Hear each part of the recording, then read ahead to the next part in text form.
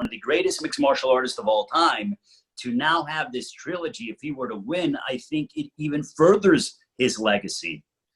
Absolutely. Absolutely. What do you think on that, Kerry? Without a question. I'm actually pulling for, I mean, I love them both, so it's very hard for me to say I'm pulling for one or the other. Yeah. But for some reason, my heart really does want to see DC win this. And, you know, I don't think anybody's going to lose. I think it's going to be a great fight no matter what. I think the fans are going to win in that respect, but you can't not love DC. And, you know, he did. He got a lot of, you know, will he ever reach that peak of stardom, so to speak, that John Jones has, and that, you know, everybody wants to see him power. But no, everybody loves DC. Everybody wants to see him fight. Even if he loses, people still want to see him fight again. You can't help but to love the guy. And even in a loss, he's so humble, but you can't help but to feel his feelings, win or lose. He's just such a great, you could tell he's a great human being. Yeah, I mean, you know, it's hard to pick in this fight. It really, and it's going to be close. And now that Stipe's not. it's gonna be close. I mean, Stipe is just been amazing, an amazing champion. I mean, one would argue probably the best heavyweight champion to ever hit MMA or UFC. You know, and this is the end of the trilogy. It reminds me a lot of the Liddell Couture rivalry. The triplet that happened, the trilogy that they had. I mean, both of these guys, I mean, Stipe's been around UFC since 2011. And he's just, you know, an amazing athlete. I mean, he knocked out guys like Ngannou. You know, he knocked out just, you know, a whole list. Alistair Overeem. Yeah, Alistair Overeem to take the championship, right?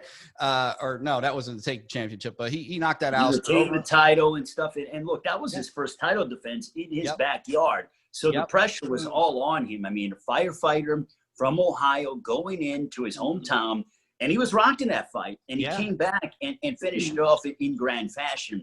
Also, Steve, a point to bring up is the fact that Daniel Cormier has said that this will be the final time that he is going to walk to the octagon. Now, being selfish on my standpoint, I hope that is not the case, and I'll tell you why. Yeah. There are no fans in attendance because of what is happening with COVID. I would love for the fans, it's kind of like an old school pro wrestling mentality that I'm going to bring to you, is that to allow the fans to properly give a standoff necessary for someone who has given so much to this sport.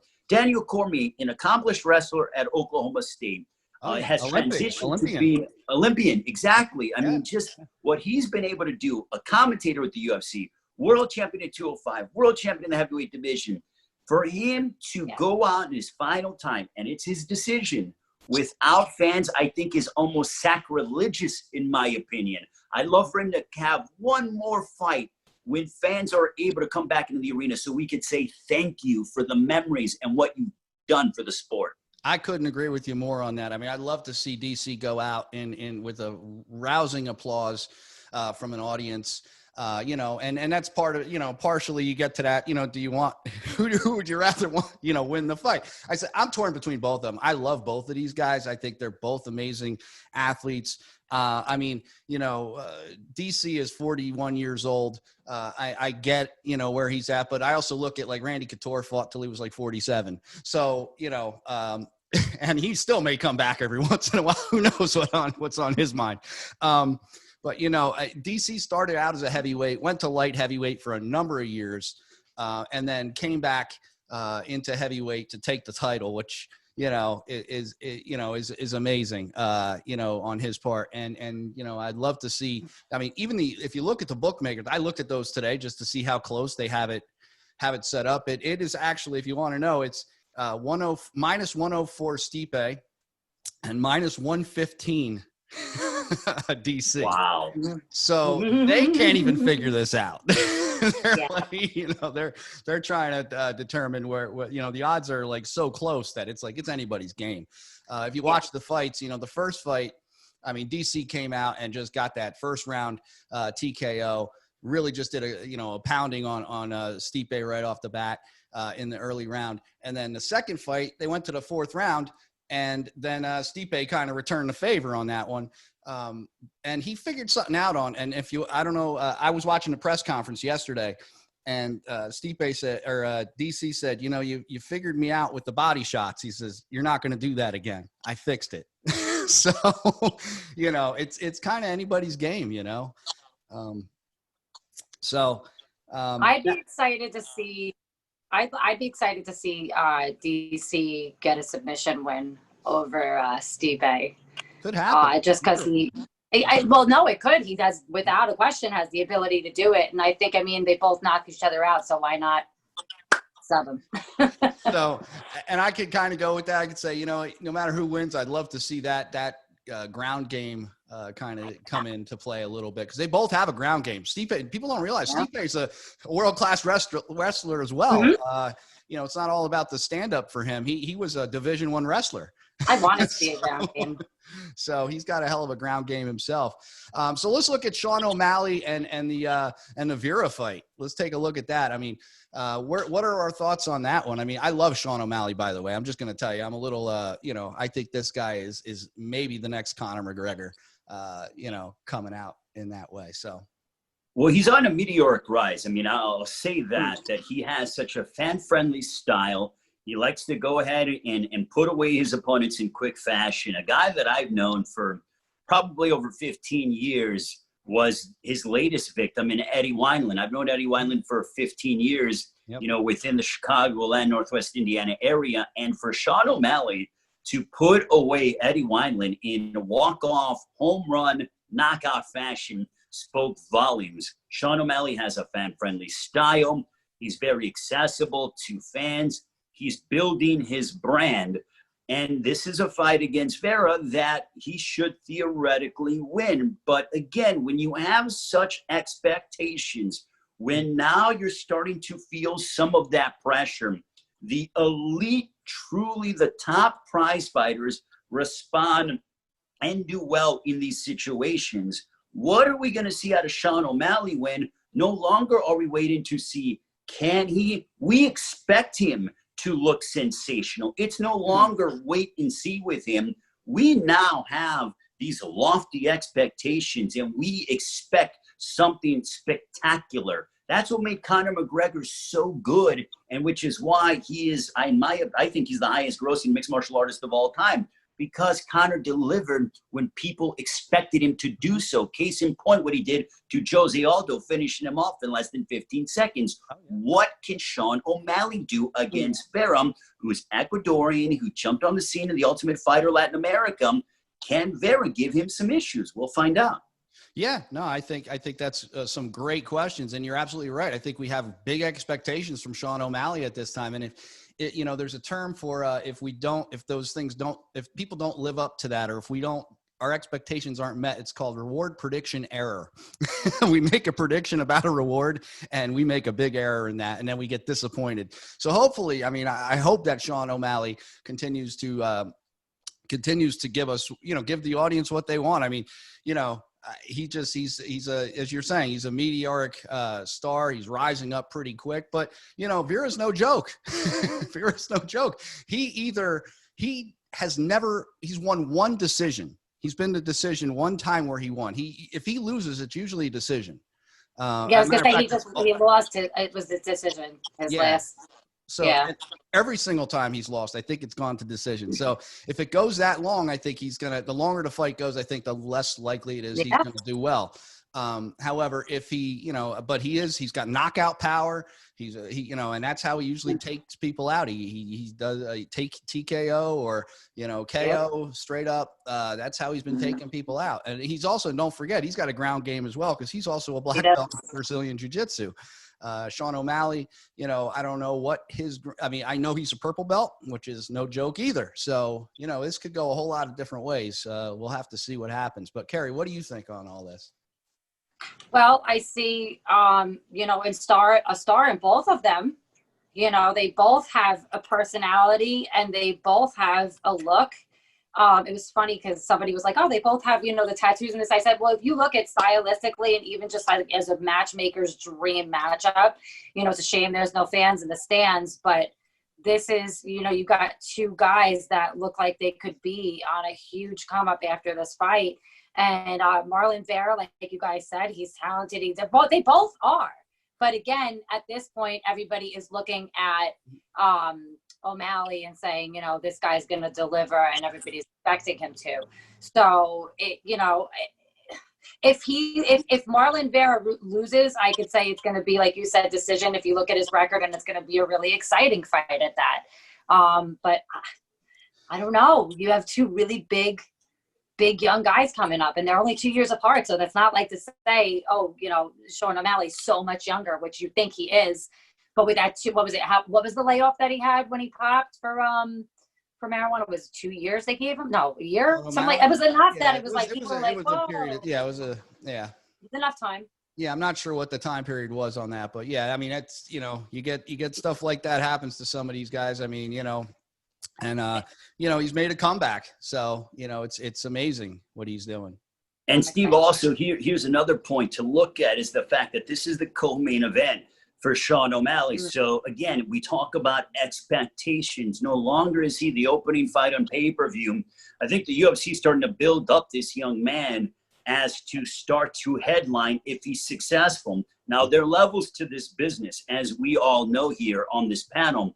If Sean O'Malley goes out there and gets a unanimous decision victory, well, a win's a win in my opinion. But if he goes out there and smashes Marlon Vera to pieces in a round and a half in spectacular fashion again, then he literally can go to the UFC and say, give me your checkbook because I'm writing my next purse because I'm going to headline. The thing with O'Malley now to be the co-main event, a lot of people are going to be watching this card tomorrow night, especially because most of us are all at home.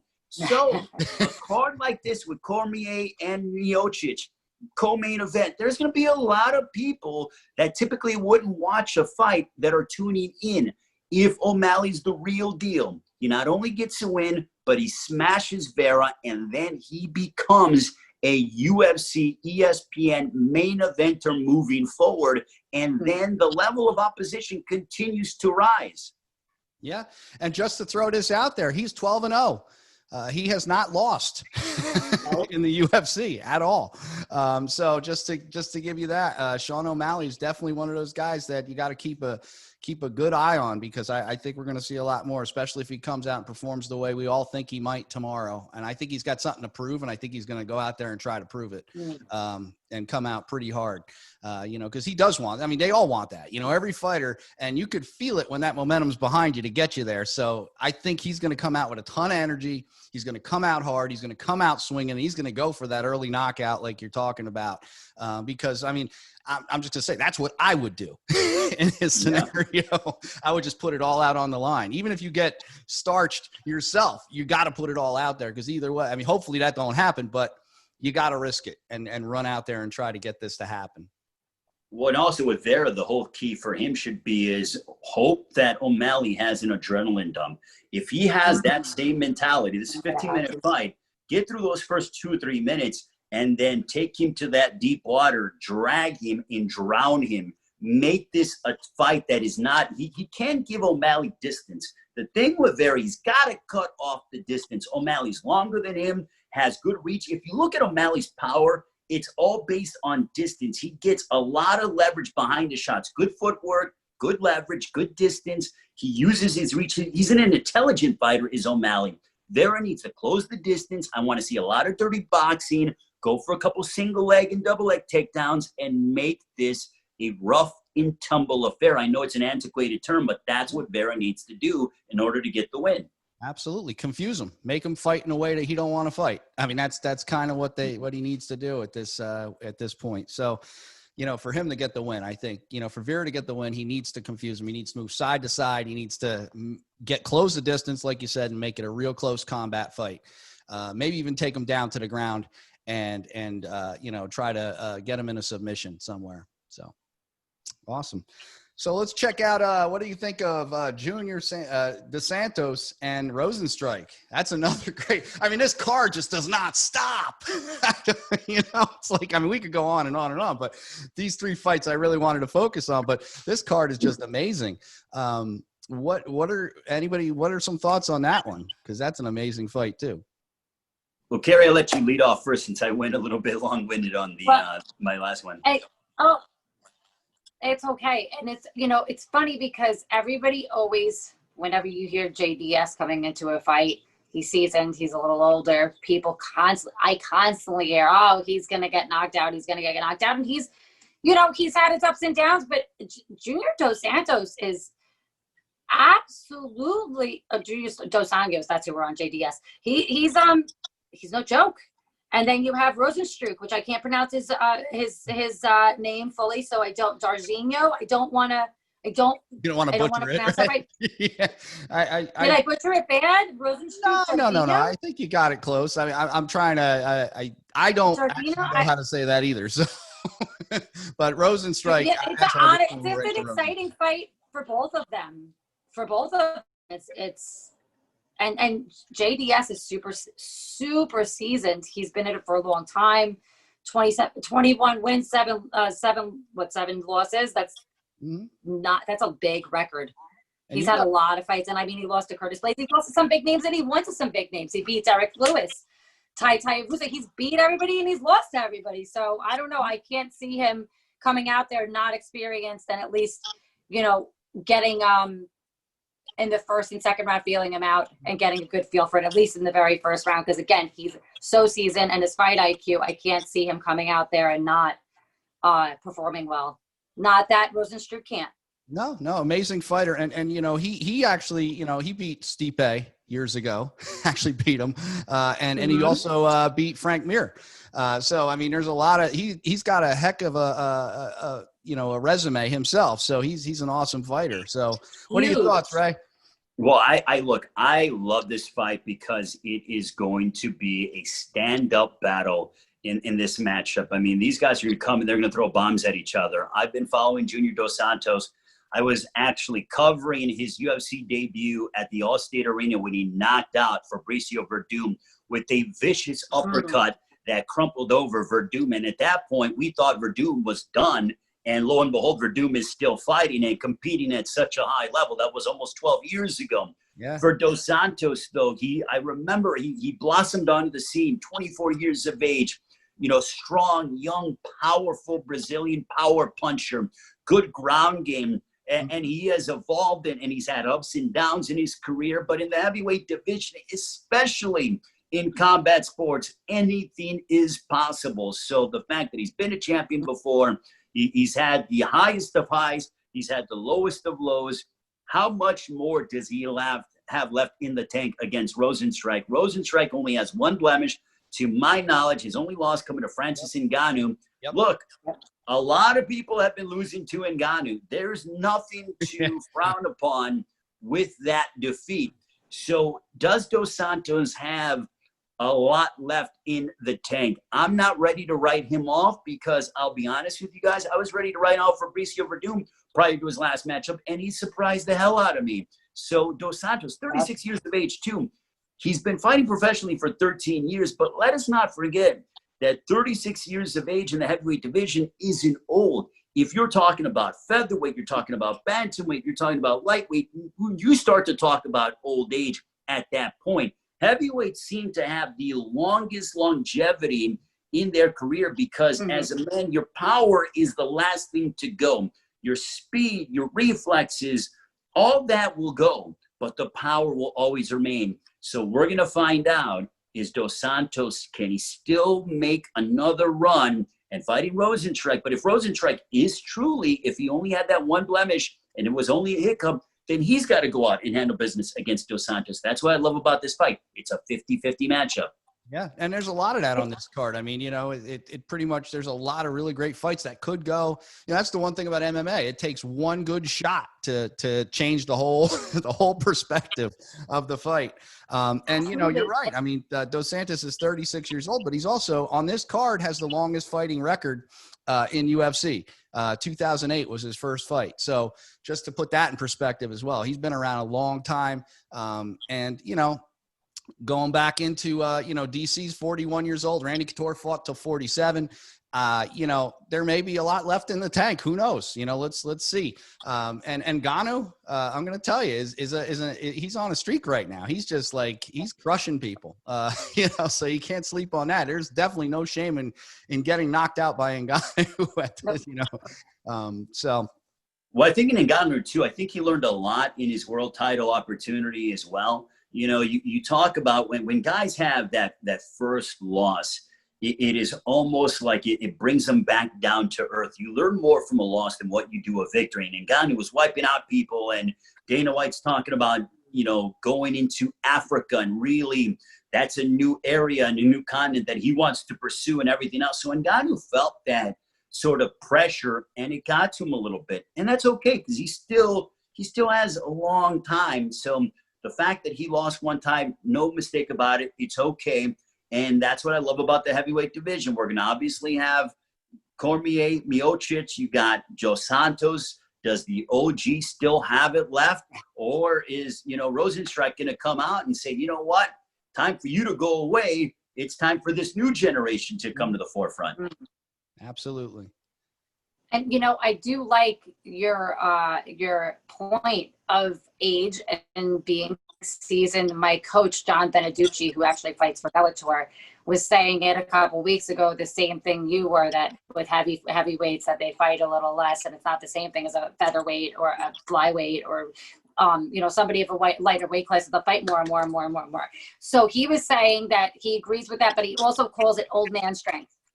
He says it all the time. He's like, dude, when you see the older guys fight, there's just something so amazing about it. And I do agree with him. And I don't think you should always want to throw them out there with each other where you have two seasoned or near retirement or whatever you want to call it fighters. I like seeing them be able to get tested. And you had Verdum, and you get all these guys that are a little older seasoned per se, and they will come out there sometimes and shock the shit out of all of us. So I'm excited. Yeah.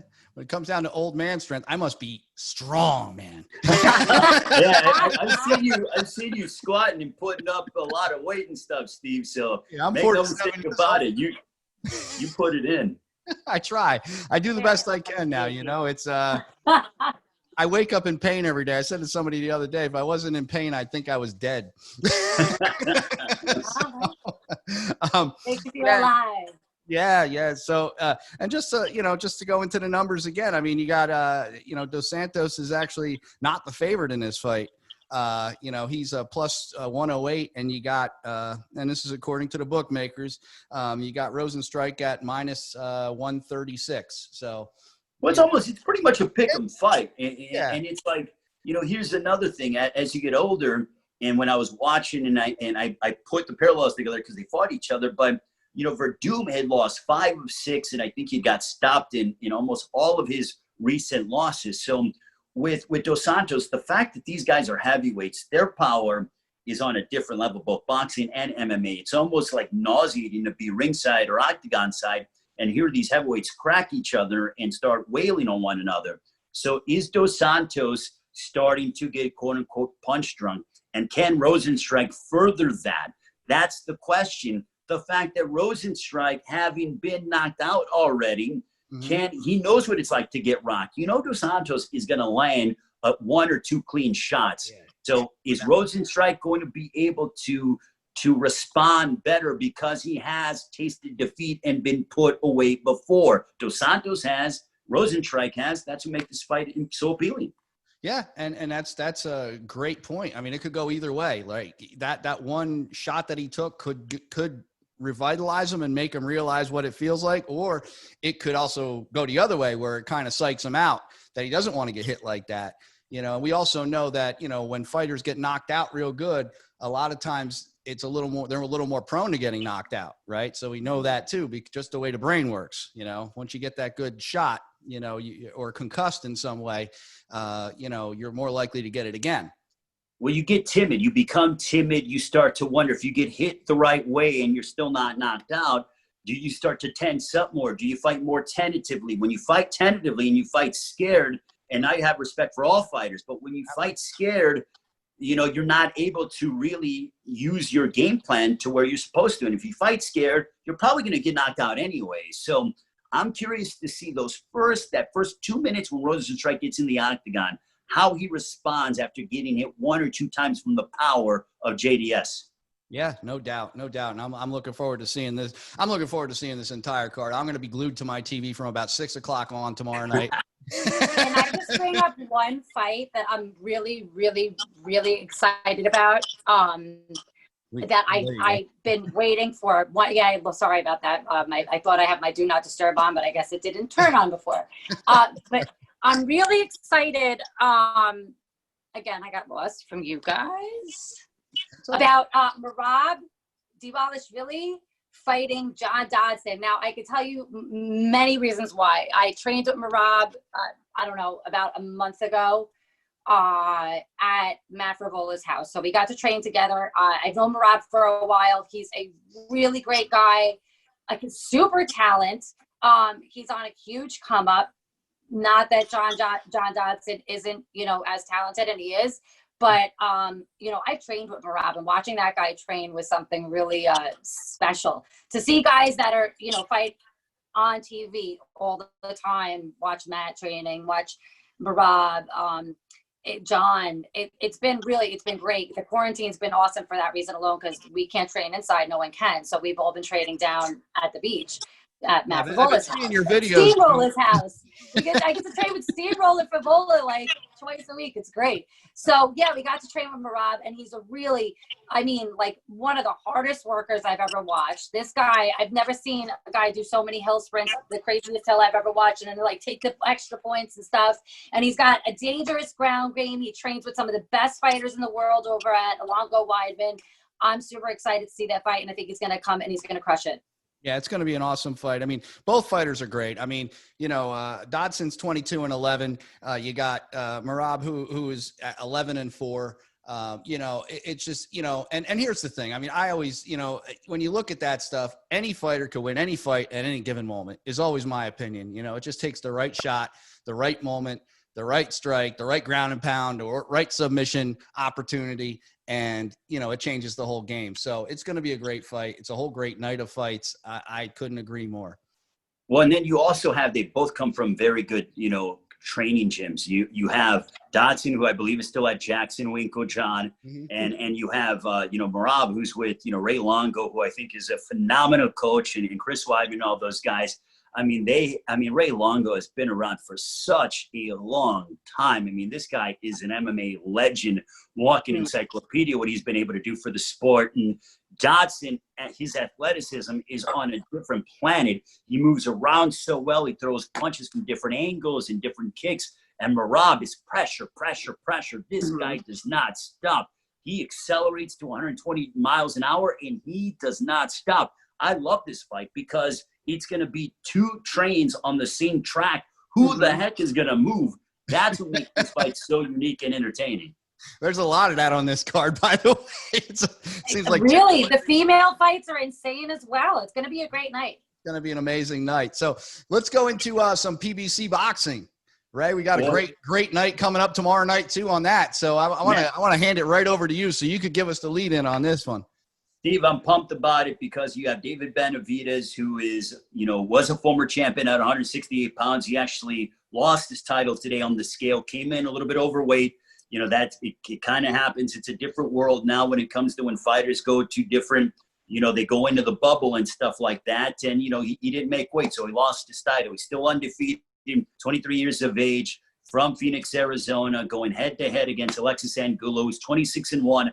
Hard-hitting Colombian power puncher, who his only loss came at the hands of Gilberto Ramirez a couple of years ago when he fought for the world title. So Angulo can win the world title. Benavidez trying to keep his record perfect. We'll see what happens there. Rolando Romero in the co-main event in the lightweight division. He has a matchup. He's trained by Mayweather Promotions. He's taking on Jackson Marinez from the Dominican Republic. Both guys are undefeated. Jackson Marinez sort of trying to follow in the footsteps of Jason Rosario, who won a world title at 154 back in January. So the Dominican Republic starting to get a lot more acclaim in boxing. And then we lead off with the heavyweights with Travis Kaufman and Otto Wallin. And the name of Wallin stands out because he was the guy who cut Tyson Fury about a year ago in September in Las Vegas in the third round. That deep gash that Tyson Fury had, Fury was able to pull out the victory. What's interesting about that fight is Kaufman and Wallin in the early stages of COVID, both of them had COVID, and both of them are now back. So the heavyweights front and center on Showtime in our opening bout: Rolando Romero, Jackson Marinez, David Benavidez, and Romero, Alexis Angulo. So I'm pumped to be able to call those fights for the international audience. Should be a good one. I'll be calling it from a studio out here in LA. And then as soon as I'm done with that, we're off for Showtime. I'm coming right back here and flipping on ESPN Plus pay-per-view and dial in for UFC. So you can watch both and be all good. That's it. Well, that's the thing. I'm kind of like torn between them both now, because I'm like, I'm going to have two TVs outside now watching these things. You know, I'll be watching them from my pool tomorrow, hanging out, you know, and like, you're absolutely right. I mean, Marinez and Romero, amazing fight. I mean, I think, you know, both of those guys undefeated, like you mentioned. I mean, Marinez is 19-0, 19 fights. Knockouts. 19-0, 7 knockouts, and you know, Romero is 11-0. So you got some really guys that are hungry. One of those guys is going to walk out with a loss tomorrow night. That's true. And Rolando Romero is training with, look, he's promoted by Mayweather Promotions. We had him on during fighter meetings this week, and I'll tell you this, Steve, and I'll tell you guys a little bit of, you know, backstory with Romero. He said, you know, he was training with Floyd Mayweather, and they asked him, they go, what's it like training with Floyd and everything else? He goes, Floyd's got all the money in the world, but is really focused on, you know, helping to train the guys in the gym and be more active with it. And he goes, the one thing that Floyd told me is focus on your jab. He goes, that's the most important thing I will tell you. Romero's a power puncher, but he goes, it took me a couple fights to really get into that rhythm of using my jab more. But now I am. And Romero goes, look, he goes, I know no one at 35 can handle me. I'm telling the guys at 40 and 47, I'm coming, and maybe I'll go the distance then, but it's not going the distance tomorrow night. So I love that bravado and that confidence in guys, similar to that of Shane O'Malley or Sean O'Malley, in terms of the fact that he believes these are young guys in their 20s that feel like they're invincible. Will they? We'll find out tomorrow night. We'll see, man. So people could check this check out PBC Boxing where? ESPN tomorrow. Showtime Championship Boxing, 9 Eastern, 6 Pacific time. So here's what I'm going to tell you. The main event for PBC on Showtime should be over before that, you know, Dos Santos and Rosenstrike fight. So flip on, watch the main event on Showtime, then flip on over for the final 3 fights, and you are good to go. That awesome, is how we handle it. You got boxing and MMA. Let's do this thing. Listen here, man. It's a combat sports fan's dream this weekend. As far as you got some amazing amazing fights going on all the way around. You got PBC happening with some amazing fights there. You got UFC 252 happening. I mean, it's exciting. I'm excited. I can't wait to check this stuff out. We're, you know, as you said earlier, we're all going to be watching because we're all stuck at home. What the hell else do you have to do? Get out there, check out these fights tomorrow night. If you're a fight fan, you got nowhere else to be anyway. Watch the fights, check them out, flip back and forth. I know that I'll be doing that. I'll be hanging out. I'll probably set up 2 TVs and try to figure out how I'm going to watch them both and pay attention and probably be screaming my head off somewhere along the line there. So anyway, this is awesome, guys. I appreciate both of you coming on. Is there anything else we want to add to this to make it even better? Any cherry on top we want to put, or are we good to go? I'll let Kerry go first. I just really thank you for having me on, Steve. And I'm really excited to have done this with you guys this evening. And I cannot wait for the fights tomorrow night. It's going to be great. I will be checking out that boxing. I watch a little boxing, not a lot, but now that we have the pandemic and not much else is going on, to be honest with you, that's something I'm going to get back into. Yeah. Right? You know what I mean? It's like, really, we have no other sports. And I do want to give a shout out to my very good friend, Alicia Zapatelli, who's fighting for the Atomweight Championship for Invicta coming September 19th, I believe. Super excited for her. Okay, cool. And Shannon Knapp, they do an awesome job at Invicta. I've worked many Invicta fights. They do an awesome job there. Really pumped about that. Hey, Steve, want to let you know, too, when it comes to the MMA audience, guess what? boxing will be on UFC Fight Pass this upcoming Thursday. Salida Promotions, I'll be doing the play-by-play on that. I'm flying to Detroit on Tuesday. So boxing on UFC Fight Pass on Thursday, 7 Eastern, 4 Pacific time. So some Thursday boxing action on UFC Fight Pass. I can't wait. From the legendary famed boxing gym in Detroit, led by the late, great Emmanuel Stewart. So very pumped about that as well. That is awesome, man. All right. Well, I appreciate you guys. I will definitely be checking out everything. And like I said, I hope we could do this again soon. I'll be doing this every week. If you guys have an open invitation every week, if you want to join me and run some fights and talk about fight cards, it doesn't just have to be UFC. I want to try branching out a little bit into some of the other fight cards, even some of the lesser known, platforms. We'll talk Cage Fury. We'll talk, CFFC coming up. We'll talk about everything. So definitely open invitation to you guys. Just let me know. I'll reach out to you too as well, because I'll be bugging you to come back on, I'm sure. So thank you so much once again. And hey, everybody, check it out this weekend. Cheers. Enjoy your weekend, guys. Yes, and I'll be looking for you on your commentary this weekend and next Thursday. Yeah, Thursday will be fun. And then also, God bless America, guys, and stay safe, all right? Yes, yes, sir. yes. Guys, have a great weekend. God bless America. Awesome. Be good.